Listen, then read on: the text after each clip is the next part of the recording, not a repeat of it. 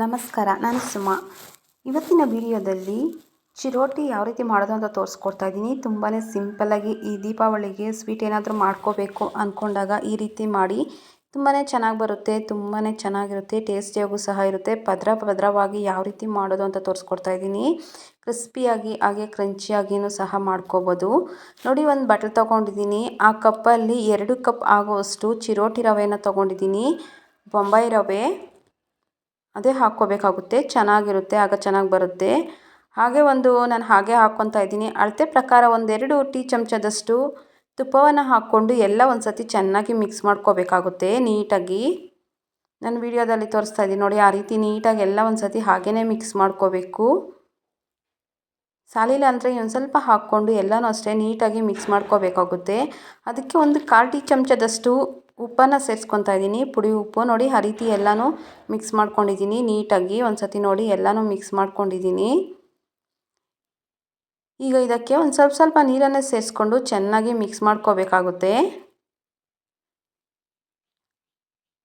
ಅಷ್ಟು ಗಟ್ಟಿಯಾಗೂ ಬೇಡ, ಅಷ್ಟು ಮೆತ್ತಕ್ಕೇನು ಬೇಡ. ನಾವು ಚಪಾತಿ ಹಿಟ್ಟಿನ ಅದಕ್ಕೆ ಮಿಕ್ಸ್ ಮಾಡ್ಕೋಬೇಕಾಗುತ್ತೆ. ನೀರು ಸ್ವಲ್ಪ ಜಾಸ್ತಿನೇ ಎಳೆಯುತ್ತೆ ರವೆ ಅದರಿಂದ ನೀಟಾಗಿ ಎಲ್ಲನೂ ಒಂದು ಸತಿ ಮಿಕ್ಸ್ ಮಾಡ್ಕೋಬೇಕು. ನೀರು ಸ್ವಲ್ಪ ಜಾಸ್ತಿನೇ ಹಾಕ್ಕೋಬೇಕಾಗುತ್ತೆ. ನೋಡ್ಕೊಂಡು ಸ್ವಲ್ಪ ನೀರನ್ನು ಸೇರಿಸ್ಕೊಂಡು ಚೆನ್ನಾಗಿ ಮಿಕ್ಸ್ ಮಾಡ್ಕೋಬೇಕು. ನೋಡಿ, ಆ ರೀತಿ ಮಿಕ್ಸ್ ಮಾಡಿಕೊಂಡು ಚೆನ್ನಾಗಿ ನಾದ್ಕೋಬೇಕಾಗುತ್ತೆ ಹಿಟ್ಟನ್ನು. ನೋಡಿ, ಎಲ್ಲ ನಾದ್ಕೊಂಡು ಚಪಾತಿ ಹಿಟ್ಟಿನ ಹದಕ್ಕೆ ಸಾಫ್ಟಾಗಿ ಮಿಕ್ಸ್ ಮಾಡಿಕೊಂಡು ಕಲಿಸ್ಕೊಂಡು ಇಟ್ಕೊಂಡಿದ್ದೀನಿ. ಮುಚ್ಚಳ ಮುಚ್ಚಿಬಿಟ್ಟು ಒಂದು 10-15 ನಿಮಿಷ ಹಾಗೇ ನೆನೆಸಿಡಬೇಕು. ಅದು ನೆನೆಯೋಷ್ಟೊತ್ತಿಗೆ ಇದಕ್ಕೆ ಸಾಟಿ ಕೊಡಬೇಕಾಗುತ್ತೆ. ಅದರಿಂದ ಒಂದು ಸಾಟಿ ರೆಡಿ ಮಾಡ್ಕೊಳ್ಳೋಣ ಬನ್ನಿ. ಹಾಗೆ ಒಂದು ಬಟ್ಲಿಗೆ 2-3 ಚಮಚದಷ್ಟು ತುಪ್ಪವನ್ನು ಹಾಕ್ಕೊಂಡಿದ್ದೀನಿ. ಹಾಗೆ 3 ಚಮಚದಷ್ಟು ಅಕ್ಕಿ ಹಿಟ್ಟನ್ನು ಹಾಕ್ಕೊತಾ ಇದ್ದೀನಿ. ಹಾಕ್ಕೊಂಡು ಚೆನ್ನಾಗಿ ಮಿಕ್ಸ್ ಮಾಡ್ಕೋಬೇಕಾಗುತ್ತೆ. ತುಪ್ಪ ಇಲ್ಲಾಂದರೆ ಎಣ್ಣೆ ಬೇಕಾದರೂ ಹಾಕ್ಕೊಂಡು ಮಿಕ್ಸ್ ಮಾಡ್ಕೋಬೋದು. ನಾನು ಇಲ್ಲಿ ತುಪ್ಪವನ್ನು ಬಳಸ್ತಾ ಇದ್ದೀನಿ. ಬೆಣ್ಣೆ ಇದ್ರೂ ಸಹ ಹಾಕ್ಕೋಬೋದು. ನಾನು ತುಪ್ಪ ಹಾಕ್ತಾಯಿದ್ದೀನಿ. ನೋಡಿ, ಆ ರೀತಿ ಎಲ್ಲ ಒಂದು ಸಾಟಿ ಚೆನ್ನಾಗಿ ಮಿಕ್ಸ್ ಮಾಡ್ಕೊಂಡಿದ್ದೀನಿ. ಮಿಕ್ಸ್ ಮಾಡ್ಕೊಂಡು ಅದನ್ನು ಅಷ್ಟೇ ಸೈಡ್ಗೆ ಇಟ್ಕೊಂಡಿದ್ದೀನಿ. ಹಾಗೆ ಒಂದು ಜಾರಿಗೆ ಅದೇ ಕಪ್ಪಲ್ಲಿ 1/4 ಕಪ್ ಆಗುವಷ್ಟು ಸಕ್ಕರೆನ ಹಾಕ್ಕೊಂಡು 4-5 ಏಲಕ್ಕಿಯನ್ನು ಸೇರಿಸ್ಕೊಂಡು ಅದನ್ನು ಅಷ್ಟೇ ನುಣ್ಣಗೆ ಮಿಕ್ಸಿ ಮಾಡ್ಕೋಬೇಕಾಗುತ್ತೆ. ಪೌಡ್ರಾಗಿ ಮಾಡ್ಕೋಬೇಕಾಗುತ್ತೆ. ನೋಡಿ, ಪೌಡ್ರ್ ಮಾಡ್ಕೊಂಬಂದಿದ್ದೀನಿ. ನೋಡಿ, ಏಲಕ್ಕಿ ಎಲ್ಲ ನುಣ್ಣಗೆ ಆಗಿದೆ. ಸಕ್ಕರೆನೂ ಅಷ್ಟೇ ಪೌಡ್ರ್ ಆಗಿದೆ. ಇದನ್ನು ಅಷ್ಟೇ ನುಣ್ಣಗೆ ಆಗಿದೆ, ಸೈಡ್ಗೆ ಇಟ್ಕೊಂಡಿದ್ದೀನಿ. ಈಗ ಒಂದು 10-15 ನಿಮಿಷ ಆಗಿದೆ. ಒಂದು 5 ನಿಮಿಷ ಇಟ್ಟರು ಸಾಕಾಗುತ್ತೆ. ನಾನು 15 ನಿಮಿಷ ಇಟ್ಟಿದ್ದೀನಿ. ನೋಡಿ, ಸಾಫ್ಟಾಗಿ ಯಾವ ರೀತಿ ಆಗಿದೆ ಅಂತ ಹಿಟ್ಟು.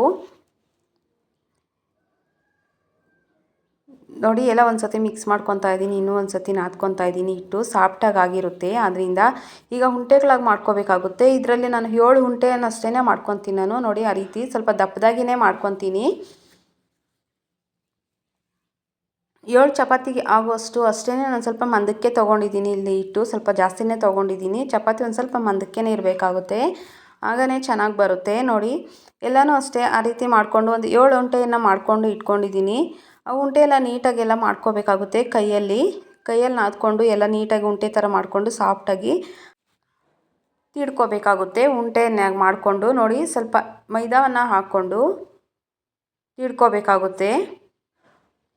ಹಿಟ್ಟು ಚೆನ್ನಾಗಿ ನೆಂದಿರುತ್ತೆ, ಅದರಿಂದ ಚೆನ್ನಾಗಿ ಬರುತ್ತೆ. ನೋಡಿ, ಆ ರೀತಿ ಹಿಟ್ಟು ಸ್ವಲ್ಪ ಸೇರಿಸ್ಕೊಂಡು ನೀಟಾಗೆಲ್ಲ ತೀಡ್ಕೊತಾ ಇದ್ದೀನಿ. ಅಷ್ಟು ತೆಳ್ಳಕ್ಕೇನೂ ತೀಡ್ಕೊಳಲ್ಲ, ಅಷ್ಟು ಮಂದಕ್ಕೇನೂ ತೀಡ್ಕೊಳಲ್ಲ. ನೋಡಿಕೊಂಡು ಮೀಡಿಯಮ್ಮಾಗಿ ತೀಡ್ಕೋಬೇಕಾಗುತ್ತೆ. ನೋಡಿ, ನಾನು ವಿಡಿಯೋದಲ್ಲಿ ತೋರಿಸ್ತಾ ಇದ್ದೀನಿ. ನೋಡಿ, ಆ ರೀತಿ 7 ಆಗುತ್ತೆ. 7 ಅಷ್ಟೇ ಅದೇ ರೀತಿಯೇ ತೀಡ್ಕೊಂಡು ಇಟ್ಕೊತೀನಿ ನಾನು. ನೋಡಿ, ಅಷ್ಟು ತೆಳ್ಳಕ್ಕೇನೂ ಇಲ್ಲ, ಅಷ್ಟೊಂದು ಮಂದಕ್ಕೇನೂ ಇಲ್ಲ. ನೋಡಿ, ಮೀಡಿಯಮ್ ಆಗಿದೆ. ಚಪಾತಿಗಿಂತ ಇನ್ನು ಸ್ವಲ್ಪ ಮಂದಕ್ಕೆ ಇದೆ, ಹಾಗಂತ ಜಾಸ್ತಿ ಮಂದಕ್ಕೇನು ಮಾಡ್ಕೊಂಡಿಲ್ಲ. ನೋಡಿ, ಆ ರೀತಿ ಎಲ್ಲ ತೀಡ್ಕೊಂಡು 7 ಆಗಿದ್ದಾವೆ. 7 ಅಷ್ಟೇ ಅದೇ ರೀತಿಯೇ ನಾವು ಎಷ್ಟು ಲೇಯರ್ ಹಾಕ್ತೀವೋ ಅಷ್ಟು ಪದರವಾಗಿ ಬರುತ್ತೆ. ಎಷ್ಟು ಚಪಾತಿ ಹಾಕ್ತೀವೋ ಅಷ್ಟೊಂದು ಪದರವಾಗಿ ಬರುತ್ತೆ, ಹಾಗೆಯೇ ಚೆನ್ನಾಗಿರೋದು. ಈಗ ಸಾಟಿ ರೆಡಿ ಮಾಡ್ಕೊಂಡಿರೋದನ್ನ ಅದ್ರ ಮೇಲೆ ಹಾಕ್ಕೊಂಡು ಕ್ಲೀನಾಗಿ ಎಲ್ಲನೂ ಅಪ್ಲೈ ಮಾಡ್ಕೋಬೇಕಾಗುತ್ತೆ. ಸ್ವಲ್ಪ ತಗೊಂಡು ನೀಟಾಗಿ ಎಲ್ಲನೂ ನೋಡಿ, ಆ ರೀತಿ ಅಪ್ಲೈ ಮಾಡಿಕೊಂಡು ಒಂದ್ರ ಮೇಲೆ ಒಂದು ಹಾಕ್ಬಿಟ್ಟು ಅದಕ್ಕೂ ಅಷ್ಟೇ ಅದೇ ರೀತಿ ಎಲ್ಲ ಅಪ್ಲೈ ಮಾಡಿಕೊಂಡು ಸಾಲಿಲ್ಲ ಅಂದರೆ ಇನ್ನೂ ಸ್ವಲ್ಪ ಮಾಡ್ಕೋಬೇಕಾಗುತ್ತೆ. ಅಕ್ಕಿ ಹಿಟ್ಟು ಮತ್ತು ತುಪ್ಪವನ್ನು ಹಾಕ್ಕೊಂಡು ಮಿಕ್ಸ್ ಮಾಡ್ಕೊಂಡು ಅದನ್ನು ಅಷ್ಟೇ ಸಾಲಿಲ್ಲ ಅಂದರೆ ಇನ್ನೂ ಸ್ವಲ್ಪ ಹಾಕ್ಕೋಬೋದು. ನೋಡಿ ನಾನು ಎಲ್ಲನೂ ಅಷ್ಟೇ ಅದೇ ರೀತಿ ಒಂದ್ರ ಮೇಲೆ ಒಂದು ಹಾಕ್ಕೊಂಡು 7 ಅಷ್ಟೇ ಅದೇ ರೀತಿಯೇ ಮಾಡ್ಕೊತೀನಿ. ಲಾಸ್ಟಲ್ಲಿ ಒಂದಿರುತ್ತೆ ಅದ್ರಿಗೂ ಅಷ್ಟೇ ಹಾಕಿಬಿಟ್ಟು ಮತ್ತು ಅದ್ರ ಮೇಲೇನೂ ಹಾಕ್ಕೋಬೇಕಾಗುತ್ತೆ ಒಂದು ಸತಿ. ನೋಡಿ ಎಲ್ಲನೂ ಅಷ್ಟೇ ಹಾಕ್ಕೊಂಡಿದ್ದೀನಿ. ಈಗ ಮೇಲೆ ಇನ್ನೂ ಒಂದು ಹಾಕ್ಕೊತಾ ಇದ್ದೀನಿ ಲಾಸ್ಟಲ್ಲಿ, ಅದ್ರ ಮೇಲೇನೂ ಅಷ್ಟೇ ಹಾಕ್ಕೋಬೇಕು ಇರೋದನ್ನೆಲ್ಲನೂ. ನೋಡಿ ಎಲ್ಲ ಹಾಕ್ಕೊಂಡು ಫುಲ್ ಎಲ್ಲ ಅಪ್ಲೈ ಮಾಡಿದ್ದೀನಿ ನೋಡಿ ನೀಟಾಗಿ.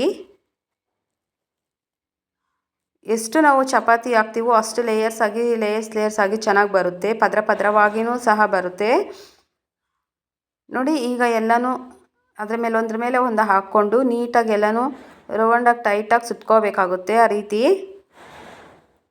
ನೋಡಿ ನೀಟಾಗೆಲ್ಲ ಸುಟ್ಕೊಂಡಿದ್ದೀನಿ.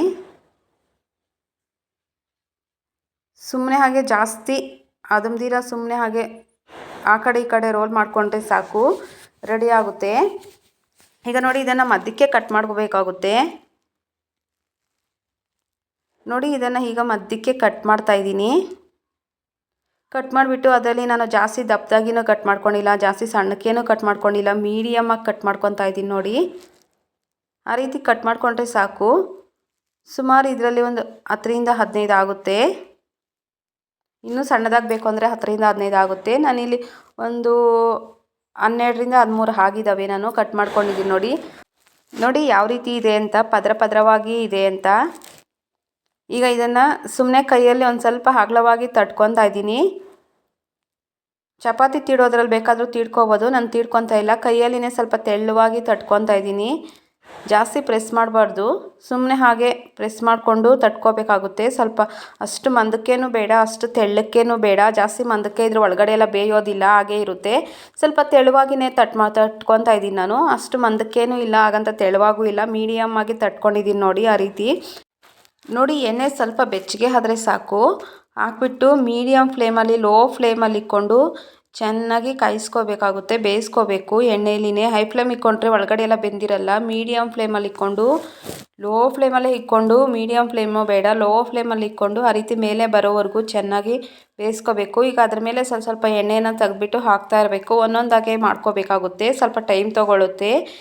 ಲೋ ಫ್ಲೇಮಲ್ಲಿ ಇಟ್ಕೊಂಡೇ ಮಾಡ್ಕೋಬೇಕು, ಇಲ್ಲಾಂದರೆ ಒಳಗಡೆ ಎಲ್ಲನೂ ಹಾಗಾಗೇ ಇರುತ್ತೆ, ಬೆಂದೇ ಇರೋದಿಲ್ಲ, ಲೇಯರ್ ಇರೋದ್ರಿಂದ ಲೋ ಫ್ಲೇಮಲ್ಲಿ ಇಟ್ಕೊಂಡೇ ಬೇಯಿಸ್ಕೋಬೇಕಾಗುತ್ತೆ. ನೋಡಿ ಚೆನ್ನಾಗಿ ಬೆಂದಿದೆ. ಕಲರು ಚೇಂಜ್ ಆಗೋವರೆಗೂ ಚೆನ್ನಾಗಿ ಬೇಯಿಸ್ಕೋಬೇಕಾಗುತ್ತೆ, ಬ್ರೌನ್ ಕಲರ್ ಬರೋವರೆಗೂ. ಅಂದರೆ ಲೋ ಫ್ಲೇಮಲ್ಲಿ ಇಟ್ಕೊಂಡೇ ಮಾಡ್ಕೋಬೇಕಾಗುತ್ತೆ, ಆಗನೇ ಚೆನ್ನಾಗಿ ಬರುತ್ತೆ. ನೋಡಿ ರೆಡಿ ಆಗಿದೆ. ನೋಡಿ ಚಿರೋಟಿ ಎಲ್ಲ ಬೆಂದಿದೆ. ಲೋ ಫ್ಲೇಮಲ್ಲಿ ಇಟ್ಕೊಂಡೇ ಹಾಕ್ಕೋಬೇಕು, ಲೋ ಫ್ಲೇಮಲ್ಲೇ ಬೇಯಿಸ್ಕೋಬೇಕು, ಹಾಗೇ ಚೆನ್ನಾಗಿ ಬರೋದು, ಒಳಗಡೆ ಎಲ್ಲ ಬೆಂದಿರುತ್ತೆ. ಈಗ ನೋಡಿ ಸಕ್ಕರೆ ಪೌಡ್ರ್ ಮಾಡ್ಕೊಂಡಿದ್ವಿ, ಆ ಪೌಡ್ರನ್ನು ಅದ್ರ ಮೇಲೆ ಹಾಕ್ಕೊತಾ ಇದ್ದೀನಿ. ಸಕ್ಕರೆ ಪೌಡ್ರು ಸ್ವಲ್ಪ ಬೆಚ್ಚಗೆ ಇರುವಾಗಲೇ ಹಾಕ್ಕೋಬೇಕು, ಜಾಸ್ತಿ ಬಿಸಿ ಇರುವಾಗ ಹಾಕ್ಕೋಬಾರ್ದು. ಇಲ್ಲ ತಣ್ಣಕ್ಕೆ ಆದಮೇಲೆನೂ ಸಹ ಉದುರಿಸ್ಕೋಬೋದು. ನಾವು ತಿಂತೀವಿ ಅನ್ನೋವಾಗನೂ ಅಷ್ಟೇ ಒಂದು 5 ನಿಮಿಷ ಮುಂಚಿತವಾಗಿ ಉದುರಿಸ್ಬಿಟ್ರೆ ಸಾಕು, ನೀಟಾಗಿ ಎಲ್ಲ ಹಿಡಿಯುತ್ತೆ ಸಕ್ಕರೆ. ನೋಡಿ ರೆಡಿ ಆಗಿದೆ. ಇಲ್ಲಾಂದರೆ ಬಾದಾಮಿ ಹಾಲಿದ್ರೂ ಸಹ ಹಾಕ್ಕೊಂಡು ತಿನ್ಬೋದು, ತುಂಬಾ ಟೇಸ್ಟಿಯಾಗೂ ಸಹ ಇರುತ್ತೆ, ಚೆನ್ನಾಗಿರುತ್ತೆ. ನೋಡಿ ಬೆಂದಿದೆ, ಯಾವ ರೀತಿ ಇದೆ, ಕ್ರಿಸ್ಪಿಯಾಗಿ ಕ್ರಂಚಿಯಾಗೂ ಸಹ ಬರುತ್ತೆ. ಒಂದು ಸತಿ ಟ್ರೈ ಮಾಡಿ ನೋಡಿ chiroti. Thank you for the watching.